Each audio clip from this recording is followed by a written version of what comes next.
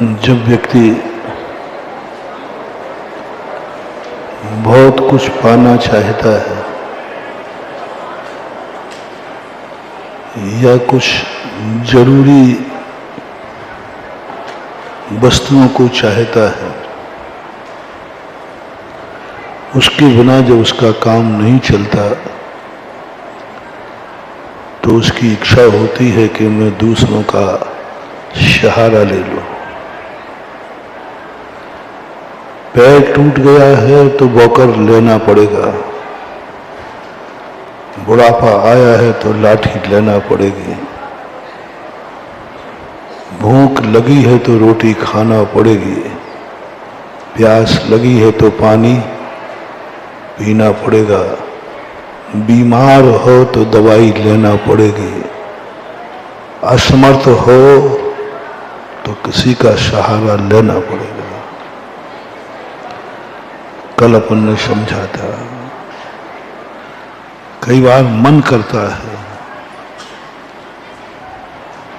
और हर व्यक्ति चाहता है कि मेरी जिंदगी में कभी किसी का सहारा न लेना पड़े। यहां तक भी हमने सुना है आप लोगों के मुख से, माँ बाप तक कहते हैं, हे भगवान, हे महाराज, मुझे आशीर्वाद दो, मुझे अपने बच्चों का सहारा न लेना पड़े, उनके सहारे पर मेरी वृद्ध अवस्था न हो। कई वृद्ध लोग मैंने कि भैया बेटे का सहारा लेने में क्या बाधा है? बोले नहीं महाराज, बाप हूं, बेटे का सहारा लेना स्वाभिमान को ठेस पहुंचती है। क्या गजब की बात! एक बाप बेटे का सहारा लेना नहीं चाहता है। हर पिता यही चाहता है मेरी जिंदगी बेटे बहू के सहारे पर ना हो। ये भावना बहुत पवित्र भावना है। ये भावना माता पिताओं में है, ये भावना बेटों में आ जाए, मुझे जिंदगी में अपने माँ बाप का सहारा न लेना पड़े, तो महानुभाव बहुत बड़ा वैभव, बहुत बड़ी शक्ति तुम्हारे पास प्रकट होगी, बड़ा चमत्कार होगा। इसके संबंध में हम विगत दिनों आपको संबोधित कर चुके हैं। बेटे का सहारा न लेना पड़े और बेटे को बाप का सहारा न लेना पड़े, लेकिन क्या करोगे? बाप तो बिना सहारे के फिर भी जी जाएगा, लेकिन प्रकृति ने ऐसे नियम बनाए कि बेटे को तो बचपन में तो सहारा लेना ही, क्या करें, प्रकृति है, बिना उसके चल ही नहीं सकता। हैं कुछ जीव दुनिया में गजब, जो बेटे हैं, माँ बाप है, लेकिन माँ बाप का सहारा नहीं लेते। क्या पुण्यात्मा जीव! सबसे बड़ा पुण्यात्मा जीव है वह बेटा जो माँ बाप का सहारा नहीं लेता, नहीं लेना पड़ता। ऐसे दुनिया में बेटे हैं। बेधन्य है माता पिता जिन्होंने जिंदगी में अपने बेटों का सहारा नहीं लेना पड़ा। उससे ज्यादा धन माँ बाप बेटे का सहारा न ले पाए, ये कोई बड़ी बात नहीं है, ये बहुत छोटे से पुण्य में काम चल जाएगा। लेकिन सबसे बड़ा पुण्यात्मा वो है जिस बेटे को माँ बाप का सहारा न लेना पड़े।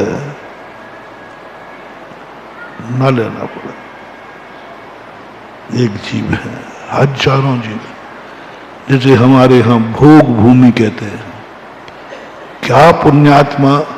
भोग भूमि के जीव जन्म लेते हैं, माँ बाप तुरंत मर जाते हैं, छींक को जमाई लेके मर जाते हैं। बेटा माँ बाप के सहारे के बिना स्वयं पलता है, 21 दिन में जवान हो जाता है, अधिकतम 49 दिन में जघन भूमि का जवान हो जाता है, किसी का सहारा लिए ही नहीं। गजब पुण्य है। और ये पुण्य ऐसा पुत्र साधारण बंद नहीं होगा। तुम लोग तो चाहते हो कि हमें माँ बाप का सहारा सदा मिलता रहे, उनकी छाया में हम पलते रहें, उनकी साया रहे। ये पुण्य का उदय नहीं है महानुभाव।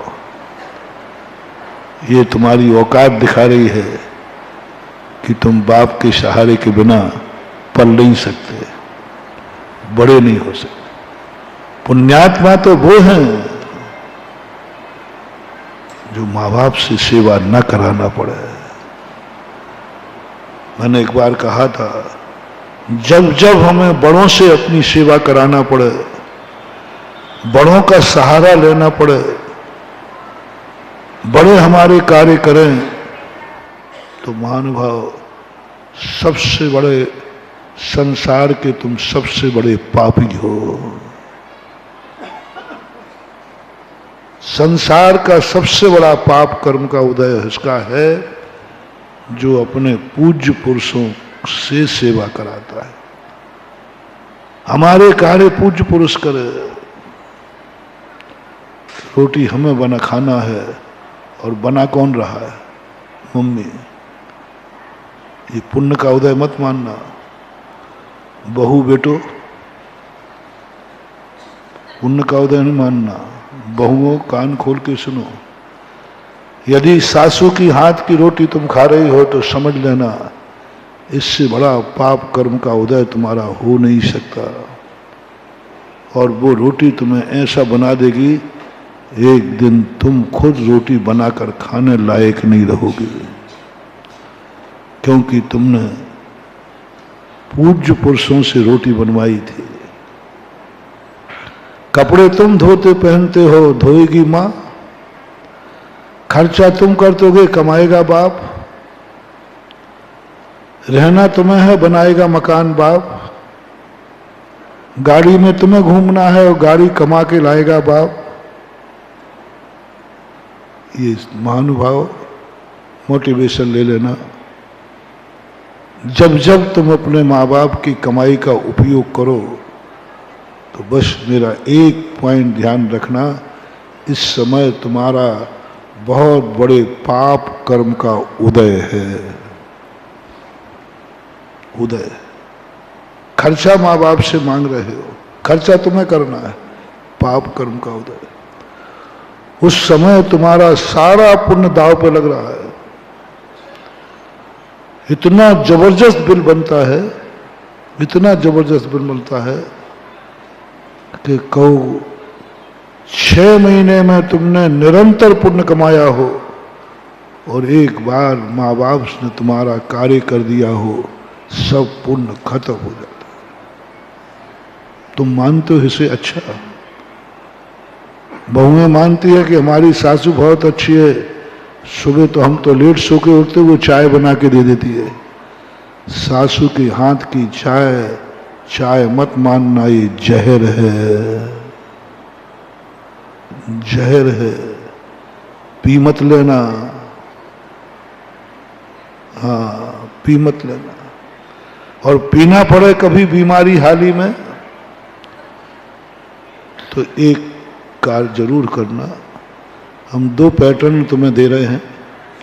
एक तो निषेधात्मक कि ये कार्य करना ही नहीं, ये भावना हमें करना ही नहीं। भावना भाव मैं कभी मेरे लिए कभी सासू चूल्हे पर रसोई पर न जावे मेरे लिए। फिर भी कभी मजबूरी में कराना ही पड़े, बीमारी हाली है, कभी परेशानी आ भी जाए तो बस एक दूसरा पॉइंट है, खेद व्यक्त करना। हाथ दुष्ट किया, मेरे पाप कर्म का उदय है, मेरे अशुभ कर्म का है।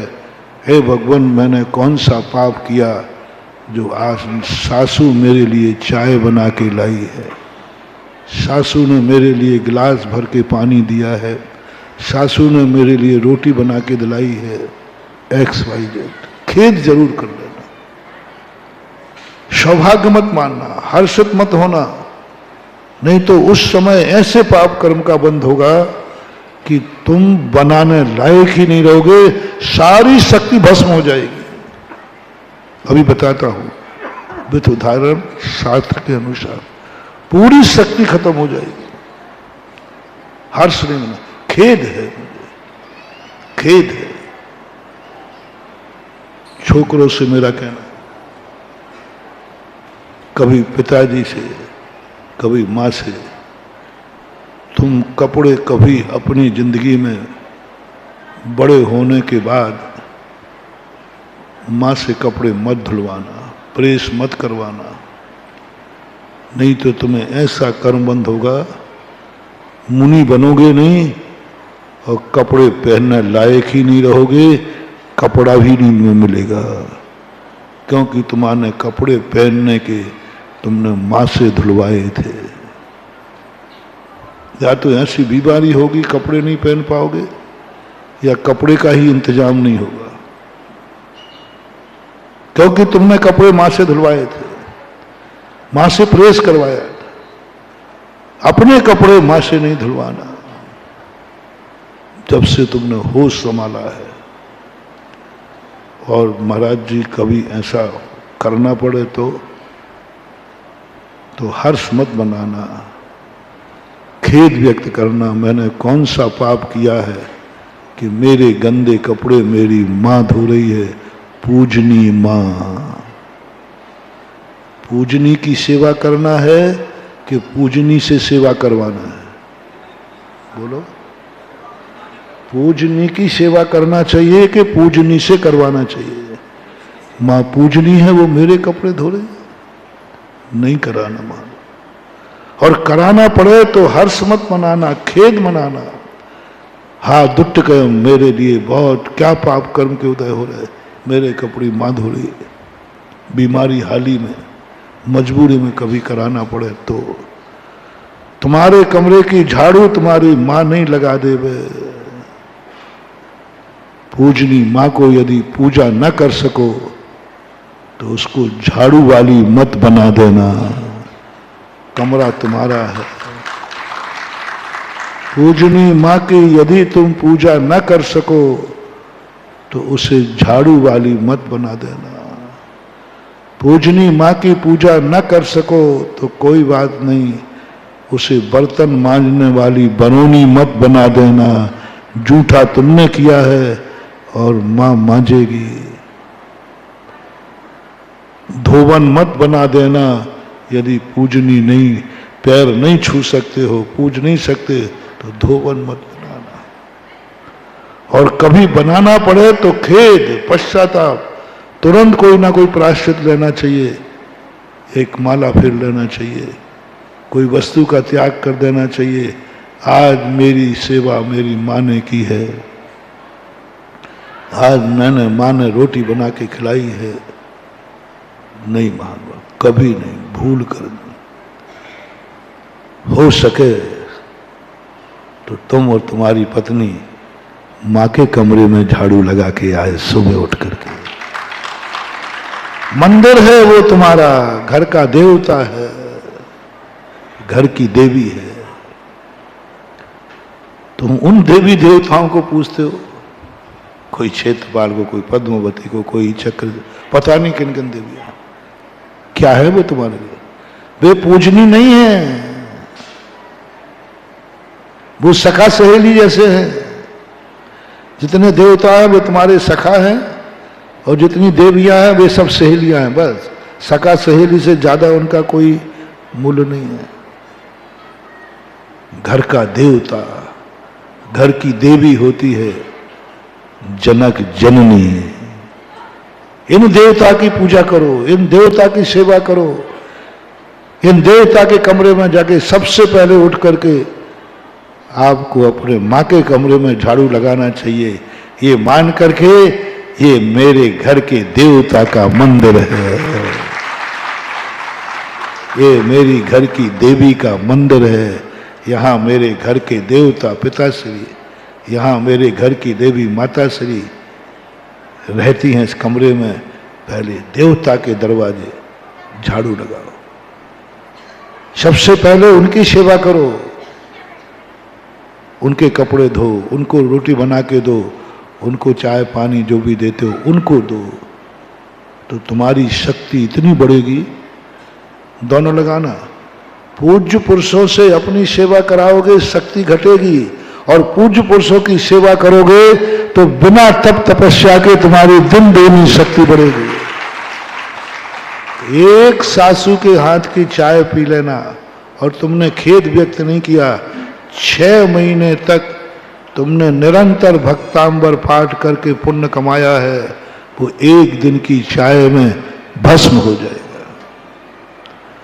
और एक गिलास में दूध भर करके, चाय भर करके, बना करके तुमने सासू को दिया, तुम्हारा इतना पुण्य बन जाएगा, ऐसा पुण्य बनेगा कि कल तुम्हारे कोई कार्य तुम नहीं करोगे, हर कार्य के लिए तुम्हारे यहां नौकर लगा होगा और तुम कुछ नहीं करना पड़ेगा। ये पुण्य बंद होता है, ये शक्ति आती है, समर्थ होते हैं। तो बड़ों का सहयोग नहीं लिया जाता, और लेना पड़े तो खेद व्यक्त करो, खेद व्यक्त करो। और इसी प्रकार से ऐसा तुम्हारे यही नहीं है, मंदिर में भी यही है। मैंने बताया था बहुत दिन पहले, मैं तो कभी अपनी सेवा भगवान से नहीं कराता, अपने कार्य भगवान से कभी नहीं कराता। मेरा कितने बहुत सारे कार्य मैं भगवान से कभी नहीं कराता। मेरे जीवन में कितने ही संकट आ जाए, मैं भगवान को कभी बॉडीगार्ड नहीं बनाता, अंगरक्षक नहीं बनाता, भगवान मेरी रक्षा करो। मैंने कि भगवान, सब लोग कहते महाराज आपको तो भगवान बहुत प्यारे हैं, आपकी तो भगवान तक बहुत पहुंच है, आप अपने संकटों में भगवान। मैंने कि नहीं, मैं संकट झेलते झेलते मर जाऊंगा, लेकिन भगवान से संकट दूर नहीं करवाऊंगा। उनसे वो मेरी सेवा करे मेरे रास्ते में। मैंने एक कविता सुनाई थी, कभी यहां सुनाई, मेरे रास्ते में कितने ही कांटे आ जाएं,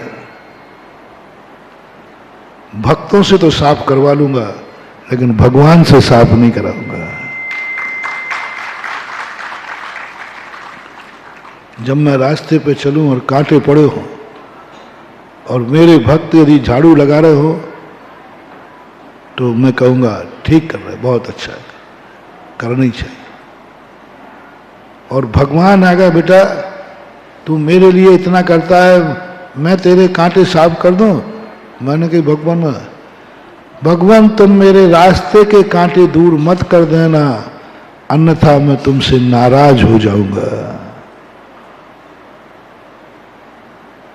मैं इतना भाग्यवान नहीं हूं कि तेरे कांटे दूर कर सकूं, तू चले रास्ते में और मैं कांटे दूर कर सकूं, इतना उत्कृष्ट तो मैं नहीं हूं, लेकिन इतना निकृष्ट भी नहीं हूं कि तेरे से मेरे रास्ते के कांटे दूर करा लूं। इतना निकृष्ट भी नहीं हूं, उत्कृष्ट तो नहीं हूं, नहीं कराना। महाराज से तुम्हारे जो कुछ संसार के कार्य हैं, नहीं, तुम महाराज के कार्य करो। महाराज तुम्हारी भावनाएं पूरी नहीं कर रहे हैं, तुम महाराज की भावनाएं पूरी करो, उसका नाम है शिष्य। शिष्य इसलिए नहीं बनाना है कि वो हमारी इच्छाएं पूरी करें, शिष्य इसलिए बनना है कि हम गुरु की हर इच्छा को पूरी करें। और दुनिया किस लिए शिष्य बनती है? जब कोई काम नहीं आएगा तो बाबा काम है। यही तो दुर्योधन था। दुर्योधन ने जितने अपने अपने बड़ों की, गुरुओं की सेवा की, अपनी इच्छा पूरी कराने के लिए की है। और श्री राम ने अपने बड़ों से कभी अपनी इच्छा पूरी नहीं कराई। कितने भी संकट में पड़े रहे, कभी अपने बड़ों को युद्ध में नहीं उतारा। राम युद्ध में रामचंद्र जी के परिवार का कौन बुजुर्ग मरा? रामचंद्र का युद्ध हुआ, बड़े बड़े कौन कौन मरे? एक नहीं मरा, एक नहीं मरा। कोई एक भी, मैंने पूरे लिस्ट उठा के देखी, कि राम रावण युद्ध में कितने अयोध्यावासी मारे गए, एक भी नहीं, बड़े एक भी नहीं। और महाभारत में एक बड़ा नहीं बचा, एक बड़ा नहीं बचा, सबको निपटवा दिया दुर्योधन ने। आओ ताजश्री पधारिए, गुरु साहब पधारिए, कृपाचार्य पधारिए, कर्ण, सबको लाइन लगा करके निपटा दिया उसने मेरे लिए। तो रामचंद्र ने एक व्यक्ति अपने बुजुर्ग को नहीं मरने दिया। चाहते तो वो भी बुला सकते थे, लेकिन नहीं बुलाया। गुरु इसलिए बनाओ कि मैं गुरु की इच्छा पूरी कर सके। जैसे ही तुम ये संकल्प करोगे, गुरु की इच्छा पूरी कर पाओगे कि नहीं मुझे पता नहीं, तुम्हारी इच्छाएं पूरी जरूर हो जाएगी। जरूरत ही नहीं पड़ेगी तुम्हें, जरूरत ही नहीं पड़ेगी तुम्हें, क्योंकि तुमने संकल्प किया है कि मैं गुरु का सहारा नहीं लूंगा। बहुत कठिन, वो बड़ा पुण्य नहीं है जो गुरु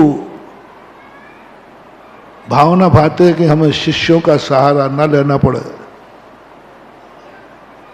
सबसे कठिन है शिष्य को गुरु का सहारा न लेना पड़े। जैसे अभी हमने कहा था, वो कोई पुण्य का उदय नहीं है कि माँ बाप कह रहे हैं कि हे भगवान मुझे अपने बेटा बहू का सहारा न लेना पड़े। ये कोई बड़ी चीज नहीं है। कितने परसेंट लोग हैं, कितने परसेंट माँ बाप हैं जिनकी ये भावना पूरी हो जाती है, हो जाती है, जिन्हें माता पिता बेटा बहू का सहारा नहीं लेना पड़ता। और आज तो चल रहा है, बेटा बहू का सहारा वैसे ही खत्म हो गया, क्योंकि एक बेटा बहू है वो नौकरी पे चले गए, सहारा वैसे ही खत्म हो गया।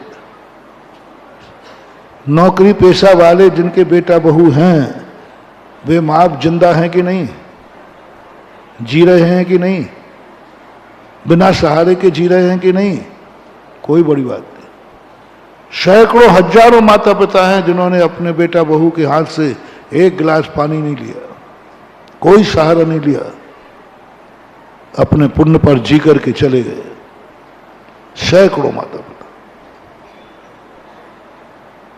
बहुतायत है, यूं कहना चाहिए 80% माता पिता जो हैं अपने स्वयं के सहारे पर जिंदगी व्यतीत करके मर जाते हैं, उन्हें किसी की जरूरत नहीं पड़ती। लेकिन अब मैं पूछता हूं बेटों से, कितने बेटे दुनिया में हैं जो माँ बाप के बिना सहारे के जीवित रहे हों, माँ बाप के बिना सहारे के पल गए हों, माँ बाप से सेवा कराए बिना तुम इतने बड़े हो गए हो। कौन है? तो एक है, मैंने जन्म से आज तक अपने माँ बाप से कभी कोई सेवा नहीं कराई। हाथ उठाए।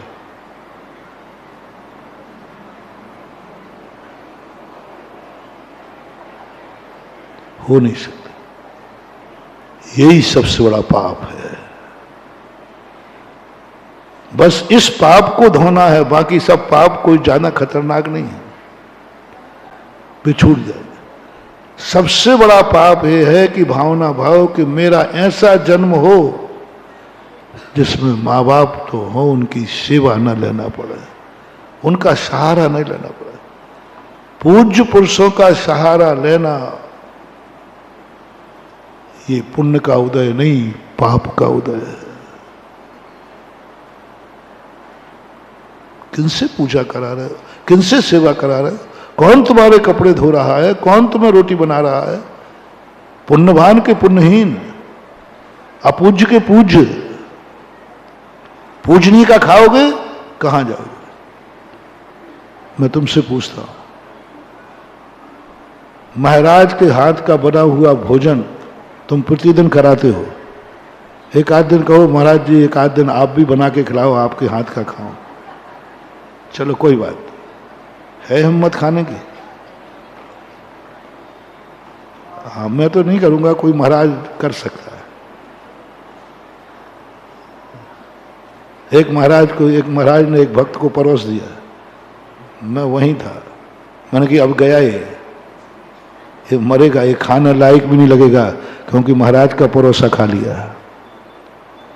कई लोग महाराज करते हैं, तुम लोगों को शौक होता है महाराज की अंजलि में से भोजन लेना, नहीं महाराज आप तो ले लो और हमें दे देना। ऐसा बीच में चला था, काजू किशमिश वगैरह होता है ना, महाराज ले लो, आप ले लो महाराज, फिर लोग खड़े रहते थे लाइन से, महाराज हमें दे दो, हमें दे दो, हमें दे दो। महानुभाव,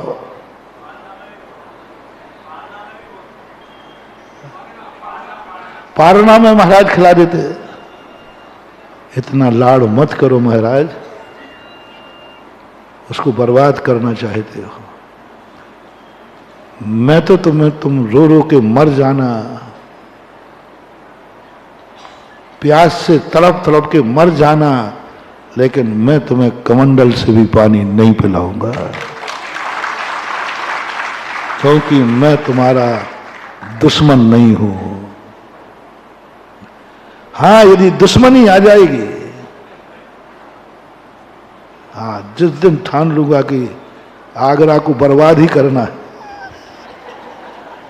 तो जरूर मैं लोटा लेके खड़े हो जाऊं, लो पियो रे प्रसाद, पानी पियो, रोटी भी खिला दूंगा। कभी भूल करके नहीं, ये गलती मत कर देना महानुभाव। मरो तो मर जाओ, लेकिन महाराज के हाथ से मत खाना। नहीं, महाराज के हाथ से खाने का अर्थ जिंदगी भर के पुण्य का क्षय कर देना, और महाराज को अपने हाथ से अंजलि में दे देना, जिंदगी भर के पुण्य को इकट्ठा कर लेना। दोनों में अंतर है। पूज्य पुरुषों को देने में पुण्य है, पूज्य पुरुषों से लेने में पुण्य नहीं है। पूज्य पुरुषों को वस्तु दोगे, हार दोगे तो अक्षय पुण्य, अभी बताया था, जो मैंने और बताता हूं। और पूज्य पुरुषों से लोगे तो खाने लायक भी नहीं रहोगे।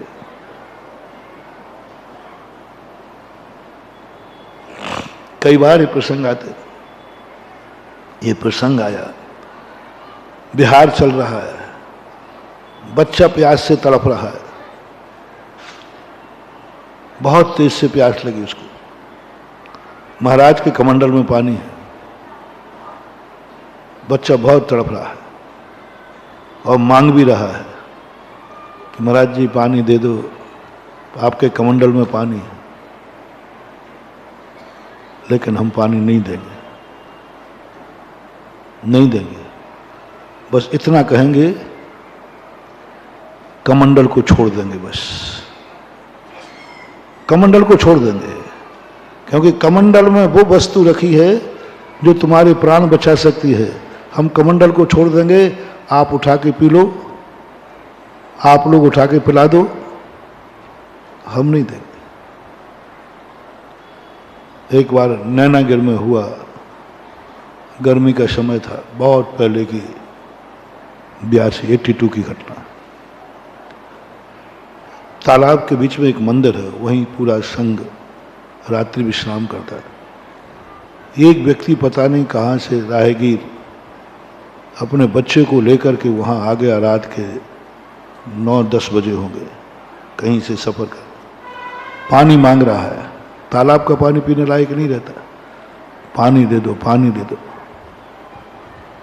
और कोई था नहीं, ब्रह्मचारी लोग भी वहाँ थे नहीं उस, और हम ही लोग थे। तो हमें उस समय क्षुल्लक थे हम लोग। अब वो बहुत जोर से, महाराज पानी दे दो, महाराज जी कोई पानी, कमंडल का ही दे दो, बच्चा बोल। हम लोग जैसे उठे, दयालु थे, आज ऐसे कहा नहीं,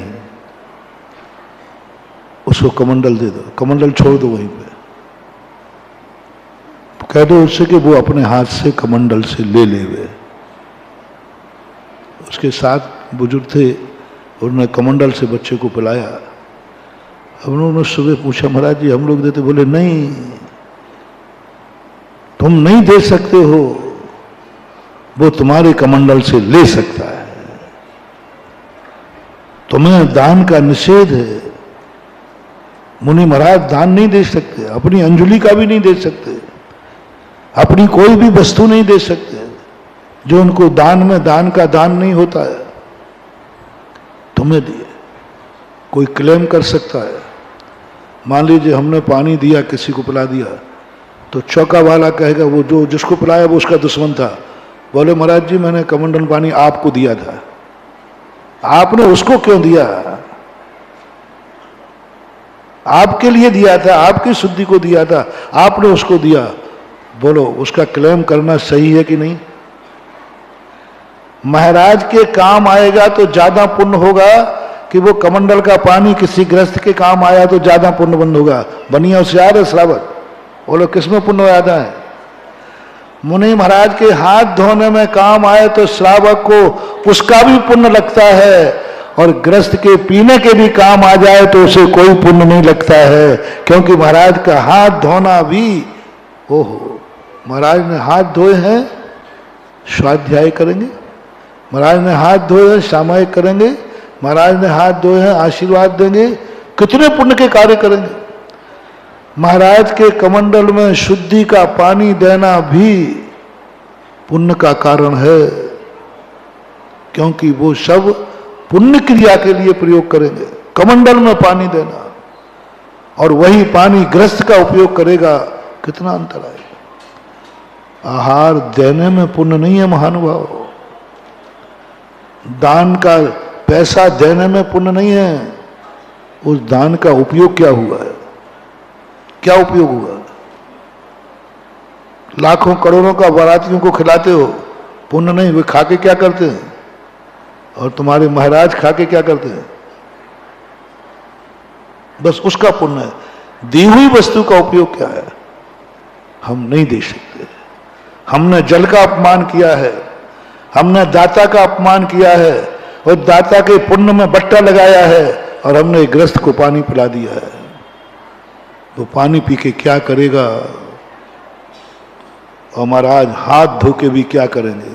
दोनों में अंतर समझना। अर्थ क्रिया, वो गृहस्थ रायगीर पानी पीकर क्या करेगा, और महाराज हाथ धो करके भी क्या करेंगे? वो पानी पी के क्या करेगा तुम्हें सब मालूम, और महाराज हाथ धो करके भी कोई पवित्र ही कार्य करेंगे। तो तुम्हें कितना घाटा किया है तुमने, नहीं दे सकते। वो लेने की परंपरा चली थी, अंजलि में दे दो, ले लो। महानुभाव भूखे मर जाना, लेकिन कभी महाराज के हाथ का एक दाना भी मत खा लेना, एक बूंद पानी भी मत पी लेना। पूज्य पुरुषों से अपने उपभोग की वस्तु नहीं, पूज्य पुरुषों से नहीं। पूज्य पुरुषों को दोगे, आजकल बहुत चल रही है, महाराजों से कोई सामान लेना, पेन दे दो, पेंसिल दे दो, कॉपी दे दो। आजकल साधु डायरियां बांट रहे हैं, आजकल साधु क्या क्या बांट रहे हैं। हाँ, कई साधु दवाई की पुड़ियाएं बांट रहे हैं। हाँ, कोई पुड़िया बांट रहा है, कोई भैंस ले क्या बांटते हो? हाँ तो बांध देंगे, ब्रासलेट बांट रहे हैं। ये सब तुम्हारे मीत नहीं है रे, ये तुम्हारे पूर्व भाव के दुश्मन हैं जो तुम्हें बर्बाद करना चाह रहे हैं। बर्बादी दुश्मन बन के ही नहीं की जाती है, कूटनीति है इस कर्मों की। एक बार मैंने सुनाया था, अपना बनकर के भी बर्बाद किया जा सकता है, अपना बनकर बर्बाद किया जाता है, दुश्मन बन के ही नहीं किया जाता। एक कहानी सुनाई थी हमने। तुम समझते हो कि द्वेष ही दुश्मनी का कारण है? राग भी। एक पड़ोसी मरने लगा, उसने कहा मरने के बाद पड़ोसी निश्चिंत हो जाएगा। उसने तपस्या की, माला फेरी और देवता से वरदान मांगा कि मैं पड़ोसी के यहां पैदा हो जाऊं। देवता कहता है तेरा पड़ोसी, तेरा तो जन्मजात बैरी है। बोले साहब आप बहस मत करो, आप तो वरदान दीजिए। देवता ने सोचा शायद जिंदगी भर बैर साधा है, तो अब ये पश्चाताप करना चाहता है उसका बेटा बनकर। बोले साहब बेटा ही नहीं बनना, एक और सुन लीजिए, इकलौता बेटा हूं। देवता कहता इकलौता, अच्छा इसलिए जिससे प्यार बट नहीं पाए। अब देवता तो पॉजिटिव सोचे। साहब एक बात और है, मैं मर के पड़ोसी के बेटा हूं और इकलौता रहूं, दूसरा बेटा नहीं होना चाहिए, और जवान होके मैं मर जाऊं।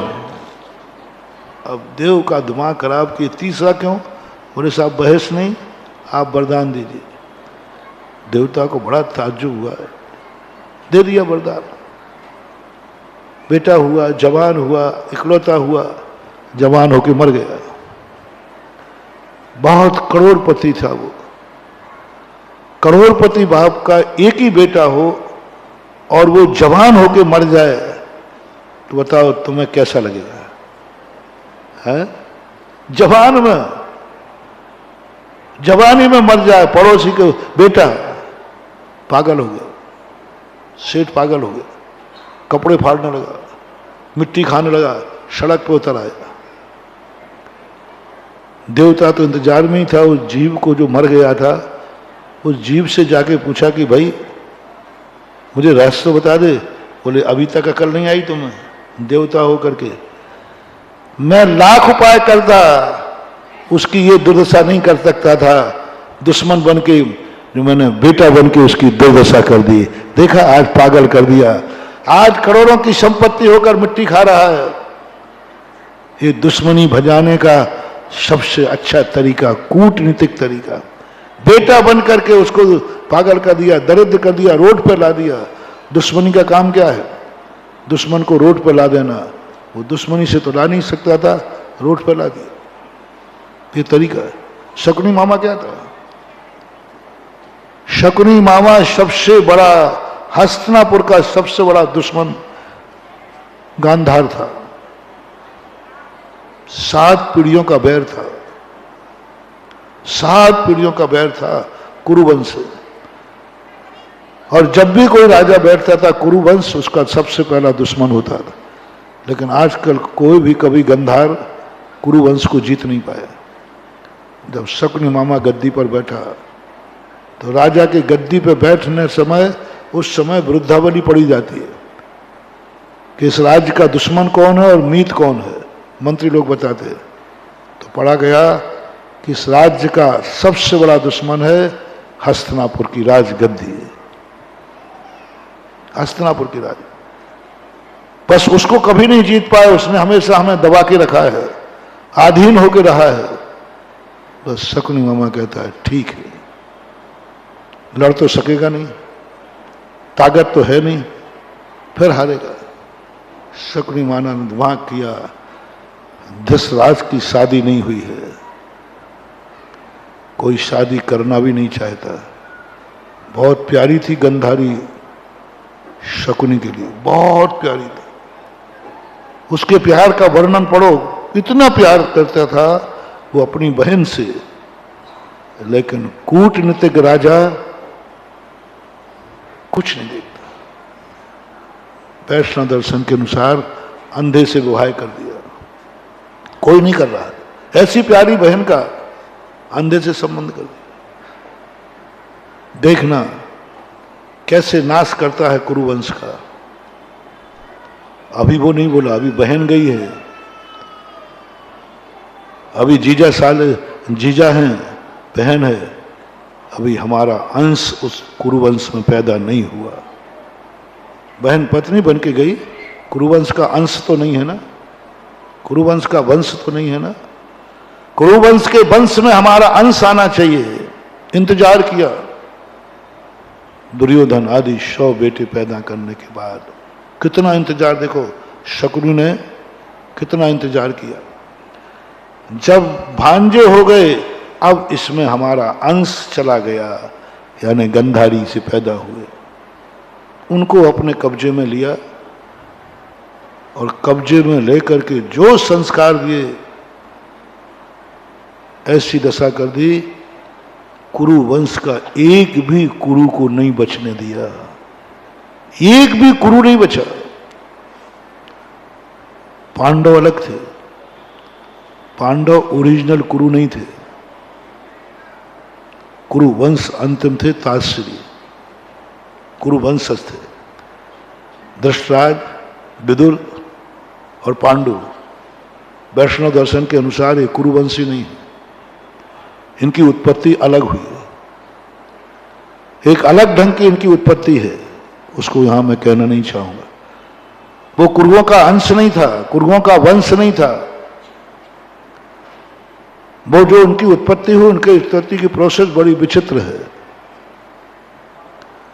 वो वह वंश था। अंतिम कुरु तो तात्श्री थे, तो पूरे कुरु वंश को युद्ध में ऐसा विपरीत किया, ऐसा विपरीत किया, पांडव दुर्योधन को पक्ष में लेकर पूरे कुरु वंश का नाश हो गया। और अंत में जब शकुनी मामा मरा, उस समय कहता है, हे मूर्ख कुरुओं, तुम क्या जान रहे थे कि मैं तुम्हारा मामा हूं? मैं इस कुरु वंश का दुश्मन गंधार नरेश हूं। और उसने अपने पूर्वजों को नमस्कार किया मरते समय कि हे पूर्वज, आप लोगों का जो 7 पीढ़ियों का बैरी था, आज मैंने उस वंश का समूल नाश कर दिया और मर गया। कूटनीति ये कहलाती है। कर्म भी महानुभाव बहुत कूटनीतिक है, बहुत कूटनीतिक है। ये ऐसा कूटनीतिक है, पता नहीं किस भेष में ये बदला लेने के लिए आ जाए, बाप बन के आ जाए, मामा बन के आ जाए, साला बन के आ जाए, बेटा बन के आ जाए, कुछ नहीं कह सकते किस भेष में आ जाए। ये जब तुम्हारे लिए जिंदगी में अधूरा छोड़ के मर जाते हैं, ये महानुभाव मीत नहीं है, पूर्व भाव के बैरी हैं। कोई ना कोई दुख तुमने उनको दिया है, वे बदला नहीं ले पाए, तुम्हें मर गए। जवान बेटा मर जाता है, बेटे को जन्म देकर माँ बाप मर गए, वो माँ बाप नहीं थे, वो पूर्व जन्म का कोई बैर का बदला था कि मैं तुझे बेटा बना करके छोड़ूंगा, ऐसा छोड़ूंगा कि तू अनाथ होके पलेगा। वो माँ बाप ने पूर्व भाव का बैर का बदला, उनको भी मालूम नहीं है, माँ बाप को कर्म सेटिंग करता है कि तुम्हारा उस जीव से बैर है और तुम बैर का बदला नहीं ले पाए। एक ही तरीका है, वो तुम्हारा बेटा हो जाए और तुम मर जाना, दूसरों के जूठन पे पलेगा, बदला चुक जाएगा। पति मर जाता है, पत्नी विधवा हो जाती है, क्या है, क्या तमाशा है? कुछ नहीं महानुभाव, पूर्व भाव का कोई बैर था, बोले ऐसे नहीं भजाऊंगा। जब बैर बजाना पड़ता है ना, पहले तुझे पत्नी बनाऊंगा और ऐसी उम्र में मरूंगा जिस समय तू कहीं की भी नहीं रहेगी। ये कर्म के द्वारा सेटिंग किया हुआ कोई बैर का बदला था, जो उसने पति बनकर तुम्हें विधवा बना करके छुड़ा दिया। अब छड़पते रहो जिंदगी भर। श्री पद्म पुराण पूज्यवर रवि शयनाचार्य महाराज जब अंजना को विद्रोह में गए पवनंजय, वो घटना पूरी नहीं सुना रहा हूं, उस समय शादी के पहले विद्रोह हो गया था। शादी के पहले ही पवनंजय ने अंजना को अपनी दृष्टि से उतार दिया था। चाहते तो वो शादी तोड़ सकते थे, कैंसिल कर सकते थे। वो घटना ही ऐसी थी, कोई भी कर देगा। लेकिन पवनंजय ने कहा नहीं, अभी यदि मैं छोड़ दूंगा तो इसकी दूसरी शादी हो जाएगी। कोई अभी शादी हुई तो थोड़ी है, सगाई भी नहीं हुई थी अभी तो, उसके पहले ही घटना घट गई। वो झकोरे मकोरे से पूरी कहानी में टाइम लग जाएगा, भाव पक्ष छूट जाएगा। पर अभी यदि मैंने इसकी सगाई मतलब कैंसिल कर दिया है तो अभी दूसरी शादी हो गई, दूसरा राजकुमार मिल जाएगा। नहीं, इसको तो दुख ही देना है, और दुख जब दूंगा जब मैं विवाह करूंगा। विवाह द्वेष भाव से हुआ, कसाय भाव से हुआ, और विवाह कर लिया, 7 फेरे पढ़ लिए, और यही नहीं छोड़ा। ससुराल में जब प्रवेश होना था, दरवाजे पर जैसे ही वधू प्रवेश होना था, उसी समय पवनंजय कहता है मैं अपनी पत्नी का परित्याग करता हूं। अब बोलो, कहीं का नहीं छोड़ा, कहीं का नहीं छोड़ा। ये है बैर, ये कर्म की सेटिंग देखो। कहां अंजना को लाए, कहाँ पवनंजय को लाए, कहाँ पवनंजय का दिमाग खराब किया और परित्यक्ता बना दिया। जिन जिन के कारणों से तुम्हें दुख उठाना पड़े महानुभाव, ये मत समझना कि ये तुम्हारा मीत था, यह भी हो सकता है वो तुम्हारा दुश्मन था जो तुम्हें दुखी करके चला गया। परसों मैंने कहा था कि ये मत समझना कि कोई व्यक्ति बीमार हो जाता है, घर में कोई व्यक्ति लाखों रुपया लगवाने के बाद मर जाता है। अरे भाई पहले ही मर जाता है, लाखों बर्बाद किए, मकान बिक गया, जायदाद बिक गई, जेवर बिक गया, कर्जा हो गया, तब मरा। वो पहले कैसे मर जाता था? उसको तुमसे कर्जा लेना था और किसी का देना था, वो सारा दिलवा भी करके फिर मरा। वो एक नियम है, कर्म सिद्धांत है। तुम्हारे सब बर्बाद कर गया, मर गया अंत। अरे पहले ही मर जाते तो कम से कम कर्जा तो नहीं होता। कितने लोग अपने व्यक्ति की दवाई कराते कराते कर्जे में हो जाते कि नहीं, और मर भी जाता है, वो कर्जा था। अब ये बात तुम समझ नहीं पाओगे। तुम्हें द्वेष की बात पता है कि दुश्मन द्वेष के रूप में आता है, और कर्म सिद्धांत कहता है नहीं, दुश्मन कभी राग के रूप में आता है। वामी के सांप से तो फिर भी बच सकते हो, आस्तीन के सांप से बचना सांप दोनों है। अपना बन करके, रागी बन करके, परम रागी बन करके, परम प्रिय बन करके तुम समझ ही नहीं पाओगे। तुम तो समझोगे कि हमें इतना चाहता था और तुम्हें विधवा करके चला गया। तुम तो समझो नहीं, मुझे तो बहुत चाहता था, मेरे बिना वो रहता ही नहीं था। तुम्हें लग रहा है कि बहुत रागी था।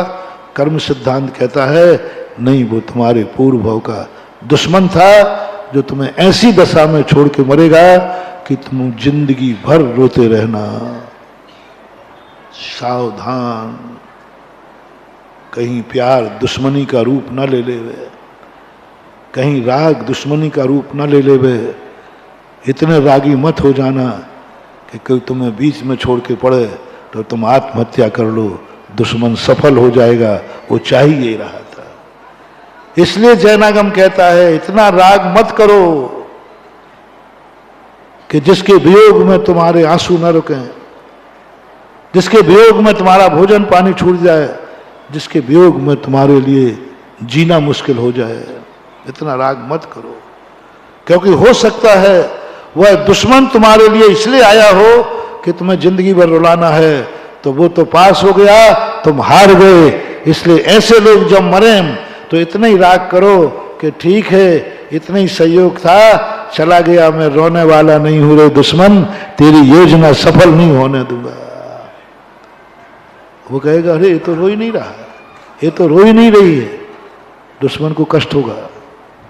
और अपन रो पड़े, दुश्मन कहता है यही तो करना था, हम पागल हो गए, यही तो करना था, हमारी नींद हराम हो गई, यही तो करना था, मैं तुझे अधर्म में छोड़ूंगा।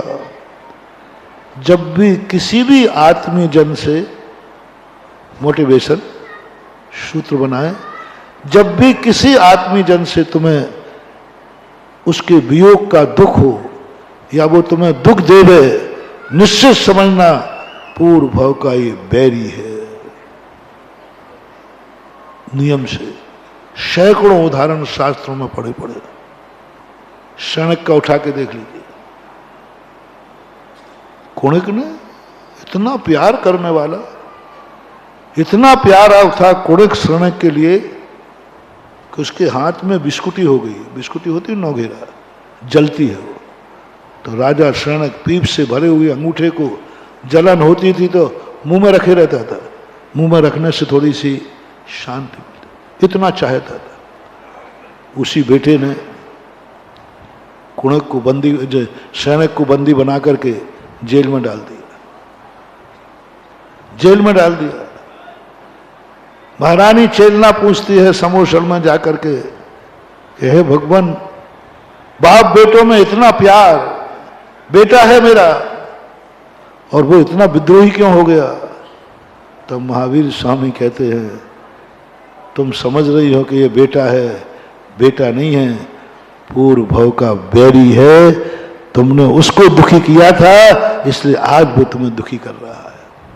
पूरी कहानी है, कभी और देखेंगे कि पूर्व भाव का बैरी था वो, पूर्व भाव का निदान बंद किया था। पूर्व भाव में किसने तो राजा सनक के जीव ने उस जीव को दुखी किया था। उस दुख का बदला लेने के लिए वैसे तो बदला ले नहीं सकता था वो, क्योंकि राजा है। वैसे बदला ले नहीं सकता था क्योंकि बहुत बड़ा बिंबिसार बहुत बड़ा राजा था, शक्तिशाली राजा था, कोई कुछ नहीं बिगाड़ सकता था। तो कर्म ने सेटिंग की कि एक तरीका है, ये राजा ने तुम्हें दुखी दिया है ना, और ये बलवान है, तुम कुछ नहीं बिगाड़ पाओगे। कर्म कहता मैं सेटिंग करता हूं, मैं तुम्हें इनका बेटा बनाता हूं, और बेटा लाडला बेटा बनाता हूं, और लाडला बेटा बन करके तेरे हाथ में जैसे ही शक्ति आएगी तो उठा के इसको जेल में डाल देना। अपन समझ रहे हैं कि ये बेटा ऐसा क्यों निकला, वो बेटा था ही नहीं, पूर्व भाव का बैरी था जो बदला लेने के लिए बेटा बना। सैकड़ों उदाहरण प्रथमानों को भरे पड़े, बदला लेने के लिए बेटा बना। कहते हैं ना, किसी को मिटाने के लिए कई बार उसका खुद का विश्वास जीतो, इतना विश्वास जीत लो, इतना विश्वास जीत लो। फॉर एग्जाम्पल फिरोजाबाद, छदामी लाल, क्या गजब की घटना। इतना विश्वास जीता उस नौकर ने, देखना इतना विश्वास, 40 साल का नौकर था, 40। कोई बेटे पर क्या विश्वास करेगा जो छदामी लाल जी उसके ऊपर कर देते। कोई बेटे पर भी इतना विश्वास नहीं कर सकता। जैसे छदामी लाल के यहाँ कोई संतान नहीं थी, अभी विमल बाबू हैं वो गोद में हैं, गोद में आए थे, कोई बेटा नहीं था। उनका बेटा वो नौकर था, सब सामान तिजोरी फिजोरी सब, एक भी चीज उससे छुपी नहीं थी, और 40 साल का विश्वास नहीं था। जब इतना विश्वास जीतते जीतते एक दिन उसी नौकर ने छदामी लाल को सोते हुए मर्डर कर दिया, सारी संपत्ति लेकर भाग गया। देखना महानुभाव, पहले विश्वास जीता और फिर मार दिया, अपना बना के मारा। दुश्मन बना करके कोई मारता है तो वो बड़ी दुश्मनी नहीं है, और जो अपना बना के मारता है वो सबसे ज्यादा खतरनाक, सबसे ज्यादा खतरनाक। कोई कल्पना नहीं कर सकता, किसी ने कल्पना नहीं की, मार ही नहीं सकता वो, मार ही नहीं सकता। एक बार एक घटना और घटी थी, सागर जिले में बंडा है, हमारे साथ में एक एलक जी महाराज थे, निशंक सागर जी महाराज, काफी सालों तक हमारे साथ में रहे हैं। उनके भतीजा था एक रवि करके, उसका मर्डर हुआ। सागर एसपी थे, उन्होंने प्रेस्टेज बना ली, वो आचार्य सिंह के भक्त थे, हम लोगों के सबके भक्त थे, और कि मैं हमारे साधु संघ के परिवार में दुर्घटना हुई है, मैं उसको पकड़ के रहूंगा। 2-3 महीने निकल गए, क्या मेहनत की उस एसपी ने, 300-400 लोगों को रिमांडर पर लेकर चमड़ी उधेड़ दी, लेकिन पकड़ नहीं पाए, पकड़ नहीं पाए। वो मेरे पास आए, ऐसे बैठे थे, जानते थे, बोले महाराज जी बहुत शर्म हो रही है, मेरे एसपी होते ही मेरे संग, वो जैन थे एसपी, और मैं कुछ नहीं कर पा रहा हूं, एक मर्डर करने वाले को नहीं पकड़ पा रहा हूं। महाराज मैंने पूरी ताकत लगा दी, कितनों के साथ मैंने अन्याय किया, कितनों को मैंने मारा पीटा, चमड़ी उधेड़ दी, लेकिन मैं सफल नहीं हो पाया।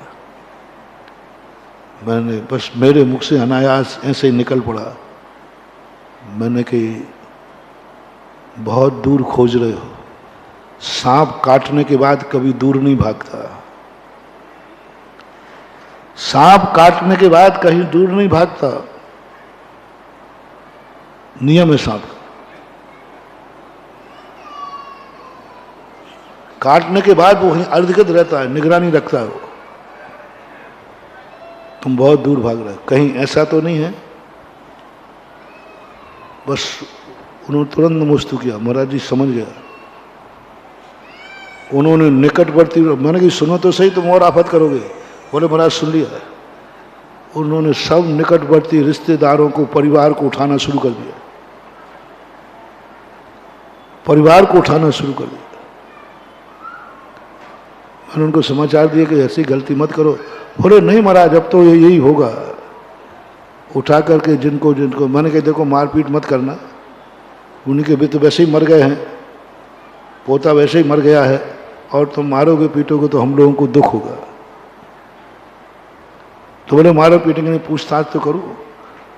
एक लड़के को पकड़ा उन्होंने जो सबसे ज्यादा नियरेस्ट दोस्त था, नियरेस्ट बिल्कुल सबसे ज्यादा। उसको जब ले जाने लगे तो पूरा परिवार कहता है इसको मत ले जाओ, यही तो मेरा बेटा बचा है, अब वो चला गया, यही मेरा बेटा है, ये तो मेरे घर का ही बेटा है, ये तो उसका जिगरी दोस्त था है, इसको मत ले जाओ, ये तो मेरे बेटे के समान। एसपी ने कहा नहीं एक बार थाने तो ले जाता हूं। सबने माने हाथ पकड़ लिया, बोले नहीं इसको मत ले जाओ, यही तो अब मेरा बेटा बचा है, इसी को मेरा बेटा मानते हो। वो ले गए और जो उन्होंने पूछताछ की गजब का निकला। सबसे ज्यादा मरने पर रोया था, अर्थी उसी ने बांधी जिसने रात में मर्डर किया, सुबह अर्थी बांध रहा है, अर्थी को कंधा दिया। पूरा उसका जो 12-13 दिन बैठक थी, उस बैठक में बैठा, शांति विधान में बैठा। अब बताओ, दुनिया में हम अपराधी खोज रहे हैं, और अपराधी कौन निकला? और इतना निकट का निकला, देख के दंग रह गए, क्योंकि वो डांका डालने घुसा था टीम के साथ में, और इसने पहचान लिया। क्यों रे तू? बस ये पहचानते ही उसने उसको वही मर्डर कर दिया। सुनो रे सभी लोगों, कभी चोर तुम्हारे घर में घुस जाए तो पहचान वाला भी हो तो पहचानना मत, नहीं तो मर्डर हो जाएगा तुम्हारा। अनजाने बन जाओ। पहली बात तो चोर घुस जाए तो चुपचाप सोते रहो, घर्राटा और ले लेना जोर से, माली ले जाएगा, प्राण नहीं ले जाएगा। फिर भी उठ जाओ तो किसी को पहचानना मत, जानते हो पहचान जाओ, पहचानते ही गड़बड़ हो गया, उसने पहचान लिया तू भाई। अभिप्राय ये है, कभी कभी अपने बनकर के लोग विनाश करते हैं। और संसार में आज तक जितने लोगों ने धोखा खाया, किनसे खाया? अपने लोग। इसलिए अपनों पर भी इतना राग मत करना, इतना विश्वास मत करना, अपनी जिंदगी को स्कूटर के समान रखना, अपनी जिंदगी को कभी 4 व्हीकल मत बनाना, अपनी जिंदगी स्कूटर और मोटरसाइकिल के समान रखना। कितना भी फास्ट दौड़ रहा हो, लेकिन पैर जमीन में टेकने की छूट रखना। आपकी जिंदगी 2 पैरों से चलती है 4 से? तो बस 2 ही पैरों से चलना। 2 पैर से चलने वाला कितनी भी गाड़ी हो, अंत में गिरने से कौन बचाता है? 2 पैर की गाड़ी कभी तुम्हारे पैर ही बचाते हैं। कितने भी तुम्हारे दुनिया में विश्वसनीय हो जाए, कितना भी तुम्हारा परिवार बड़ा हो जाए, लेकिन इतना विश्वास मत करना कि तुम जमीन पर पैर टेकना भी छोड़ दो। कम से कम इतना अपने जमीन पर, इतनी अपनी शक्ति रखना कि अपने पैर जमीन पर टेक सको। निश्चिंत नहीं होना, कोई भी क्यों ना हो, कोई भी व्यक्ति है किसी भी भेष में आ सकता है। और चोर और पापी बुरे भेष में नहीं आते, अच्छे भेष में आते। चोर कोई चोर के भेष में नहीं आता है, अच्छे भेष में आता है। पुलिस के भेष में आएगा। रावण सीता के पास किस भेष में आया था? रावण के भेष में? रावण के भेष में नहीं, साधु के भेष में आया। पापी हमेशा ऐसा भेष धारण करेगा जो भेष तुम्हें प्रिय है, जो भेष को तुम चाहते हो, जो भेष तुम्हारे लिए बहुत अच्छा है, उस भेष में हमेशा पापी आता है, उस भेष में हमेशा कर्म आता है। कर्म कभी दुर्गति करने के लिए पुण्य के रूप में आता है। मैं इस पर प्रवचन दे चुका हूं। हे पुण्य के दीवानों, हे धन दौलत के दीवानों, सावधान, कहीं तुम्हारा बैरी पुण्य के रूप में तो नहीं आया है। रावण का पुण्य बैरी बन के आया था, सोने की लंका नहीं आई थी, नरक का इंतजाम करने आई थी। पुण्य का उदय, सबसे ज्यादा पुण्य का उदय रावण का था। वो इसको पुण्य का उदय मान रहा था, नहीं, वो कर्म बैरी उसको नरक की तैयारी करा रहा था। क्योंकि पुण्य नहीं होता तो इतना पाप कैसे करता, इतनी दौलत नहीं होती तो पाप कैसे करता। सावधान, जब तुम्हारे पुण्य का कर्म का उदय हो, मत मानना कि तुम्हारा अच्छा दिन आने वाला है। सावधान, पुण्य कहीं तुम्हारा एक बदला लेने के लिए तो नहीं आया है। वैवारम परिग्रहत्वम नारकस्य ईशाह, कहीं नरक भेजने के तो नहीं आया है, पापानुबंधी पुण्य तो नहीं है। इसलिए हम सदा आप लोगों से कहते हैं, अपने पुण्य के उदय में कभी पाप मत करना, पुण्य के उदय में नहीं करना महानुभाव। जब तुम्हारा पुण्य का उदय, अच्छा दिन चल रहा हो, उस दिन पापियों के साथ नहीं, पाप स्थान पर नहीं, पाप के लिए नहीं, क्योंकि हमारा पुण्य का उदय है। आज मेरे सुख का दिन है। मैं आप लोगों को रोकता हूं तो मैं तुम्हारा कोई दुश्मन नहीं हूं कि तुम्हारे जन्मदिन पर, तुम्हारी शादी की सालगिरह पर, तुम्हारे अच्छे दिन पर तुम्हें मौज मस्ती करने से रोक रहा हूं, तुम्हें ऐशो आराम करने से रोक रहा हूं, तुम्हें गार्डन में जाने से रोक रहा हूं। क्यों? क्या मैं तुम्हारा दुश्मन हूं? नहीं महानुभाव, मुझे एक ही डर है, कहीं ये पुण्य पापानुबंधी तो नहीं है। कहीं ये जो आज सुख का दिन आया है, कहीं ये सुख का दिन बदला लेने के लिए तो नहीं आया है कि आज तुझे सुखी करता हूं और भेजता हूं तुझे होटल पर, गार्डन में, और वहां ऐसा पाप करूंगा कि पूरी जिंदगी भर रोता रहेगा। एक दिन का सुख, वो सुख तुम्हारे लिए दुश्मन बन के आया है।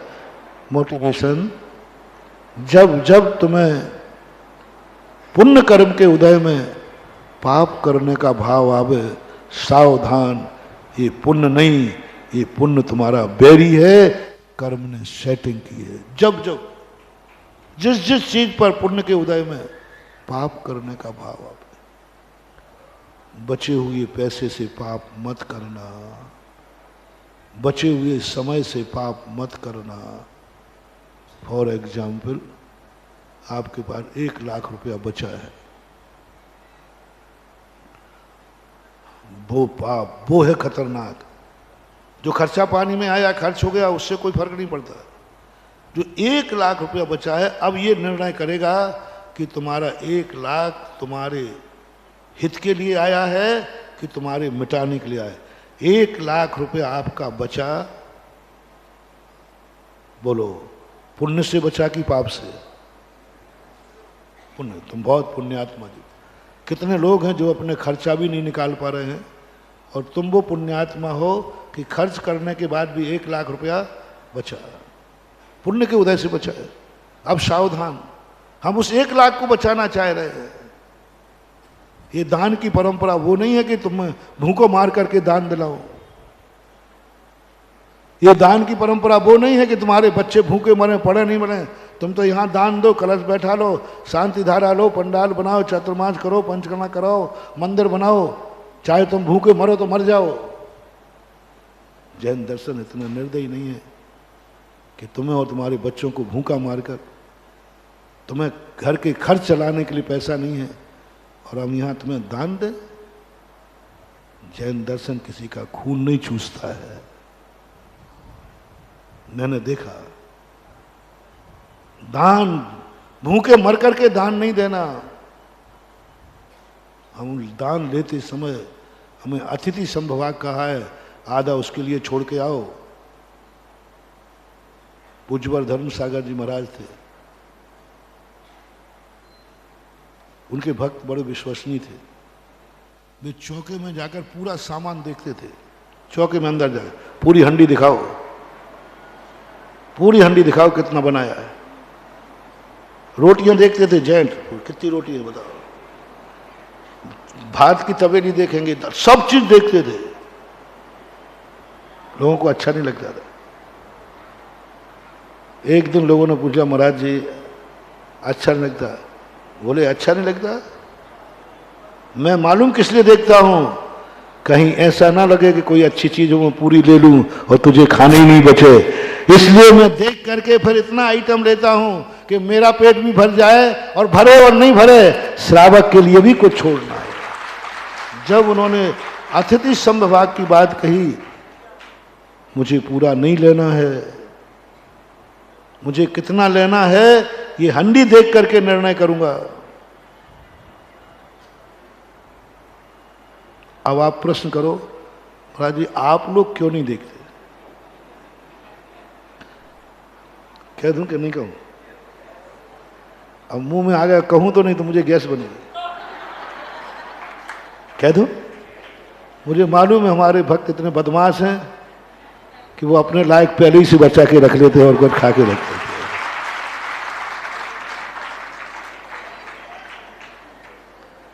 अपना इंतजाम पहले, कई लोग तो थोड़ा बहुत डाल के ही आते हैं, चाय पानी।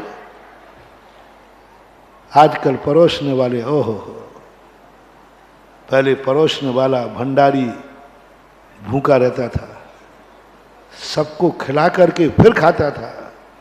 और आज के कैटर्स, बोलो ना, आज के कैटर्स खा पी करके परोसते हैं, और पहले परोसने वाले खिला करके परोसते थे।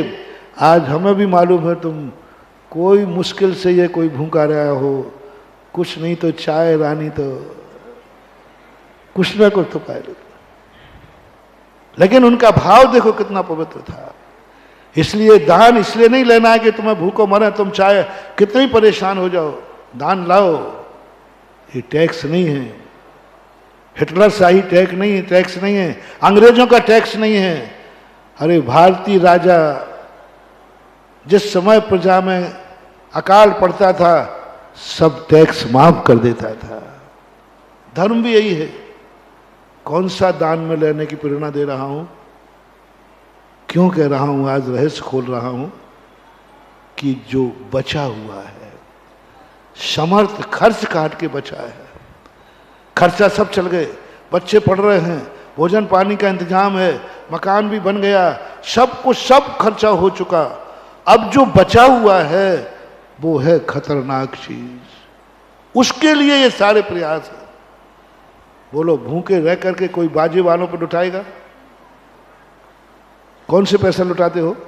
जो ऑस्ट्रा है, बस उसी पे हमारी नियत रहती है।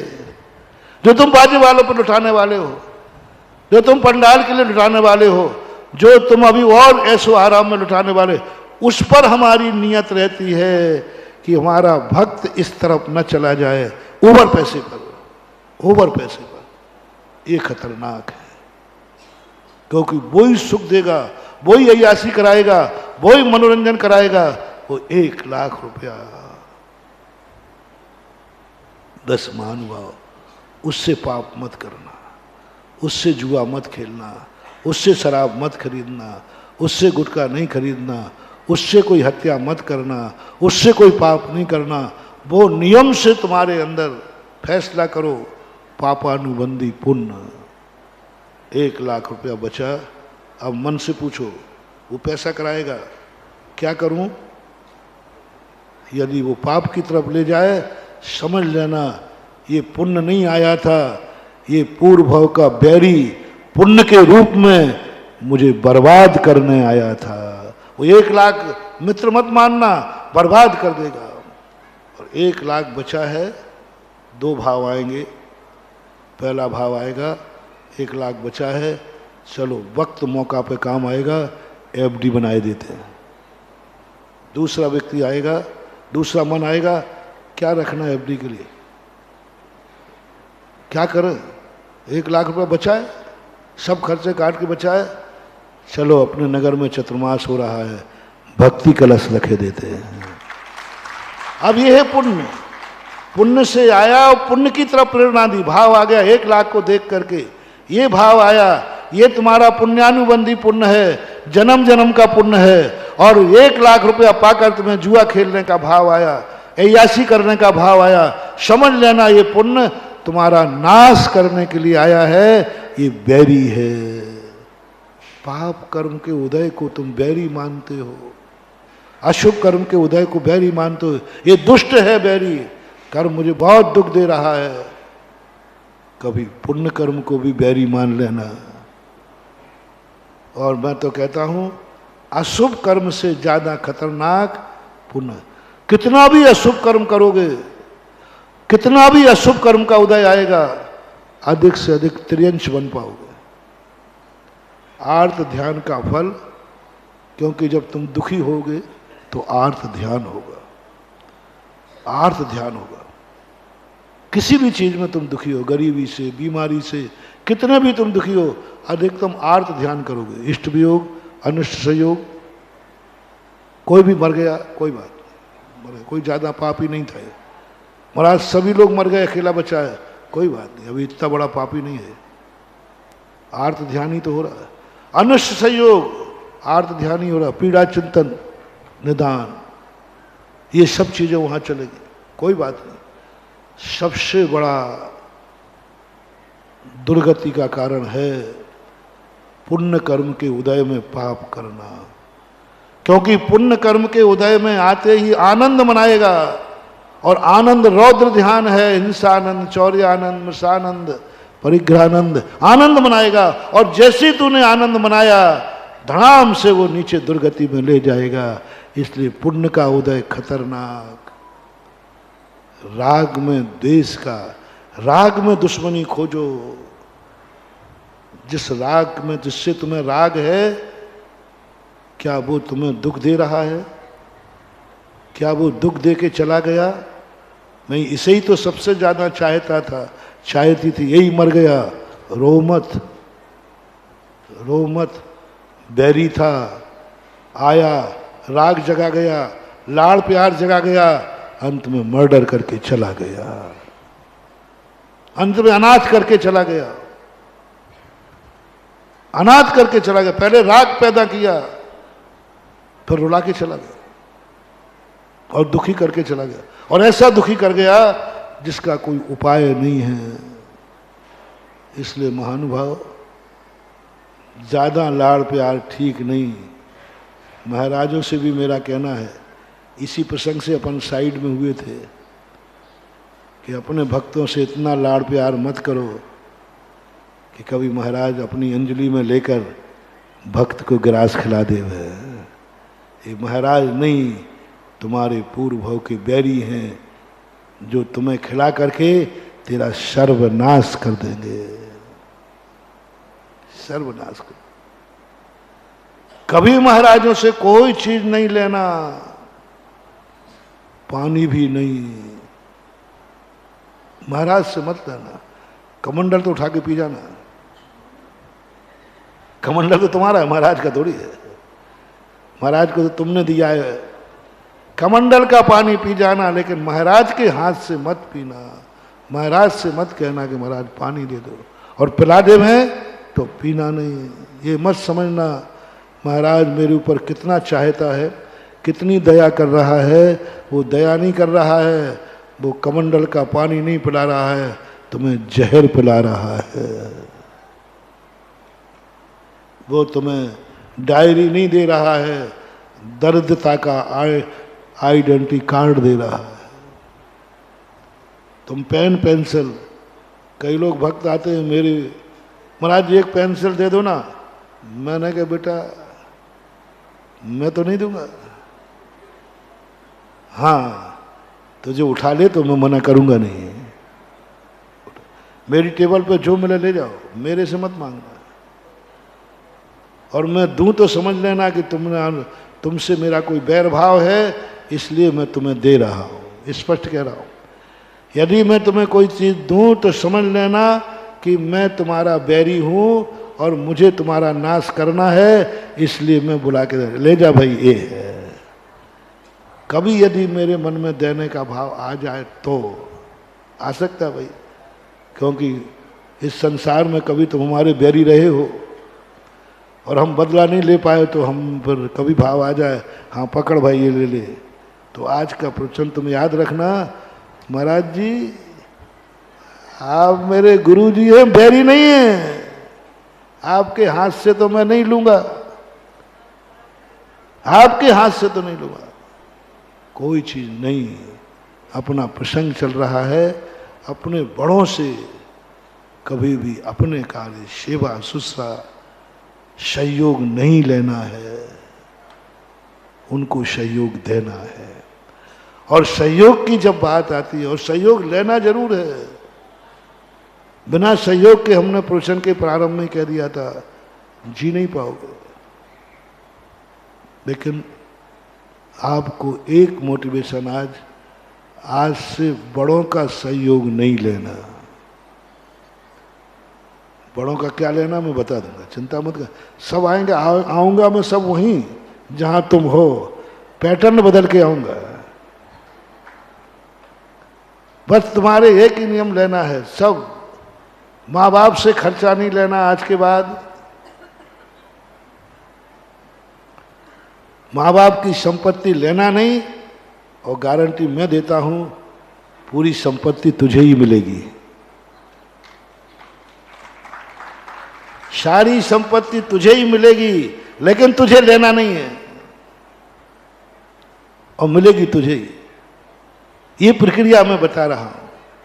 और सहयोग की जहां तक बात कर रहा हूं, सहयोग के लिए हमें बहुत सोचना है मानव। ये सब लेन देन कर्जा ना बन जाए, ये लेन देन कहीं हमारे लिए घातक ना बन जाए, कहीं ये लेन देन के नीचे हमारा सब कुछ नाश ना हो जाए, ये सावधानी हमें रखना है।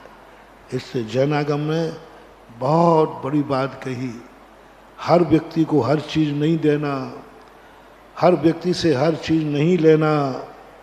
हमारे यहाँ पात्र अपात्र कुपात्रों की व्यवस्था इसलिए बनाई है। समय हो गया, अपन फिर बाद में इस पर चर्चा करेंगे। महावीर भगवान की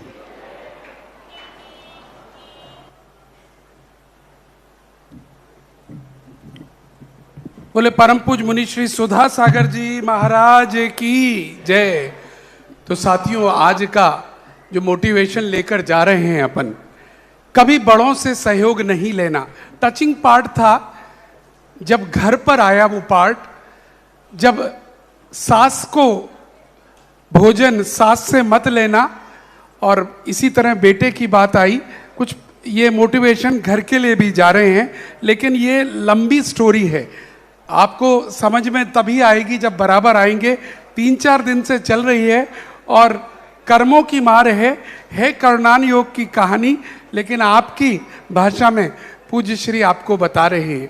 आइएगा, आज हमारे बीच में गुड़गांव से महिला मंडल आया हुआ है। कहाँ पर है जरा आगे बुला लीजिएगा, हाँ थोड़ा सा उनको स्थान दीजिएगा, यहाँ आगे आ जाइएगा, नीचे ही रहिए लेकिन आगे। जो स्थानीय लोग हैं उन लोगों को आगे आने दीजिए, सब लोग आ जाइएगा।